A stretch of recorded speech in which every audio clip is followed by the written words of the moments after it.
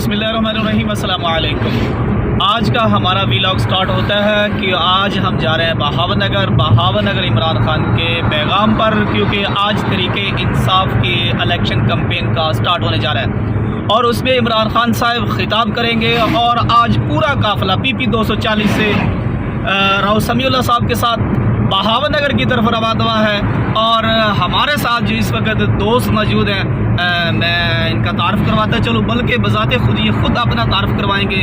आपके साथ मुलाकात भी होगी। हमारे साथ मौजूद हैं मलिक मोहम्मद इमरान साहब, राव हबीबुल्लाह साहेब, राव अली गौहर साहेब, और छुपे बैठे हैं पीछे चौधरी जोहेब साहेब। और आज के व्लॉग के आप हमारे साथ रहना है, क्योंकि 6 बजे इमरान खान साहब का खिताब होगा और उसकी भी तमाम वीडियोस आप तक पहुंचेंगी। और इस वक्त हम रवाना हैं बहावनगर की तरफ और काफिला हमारे साथ है। Who is the Lafwan? Who is Ar-Rahman?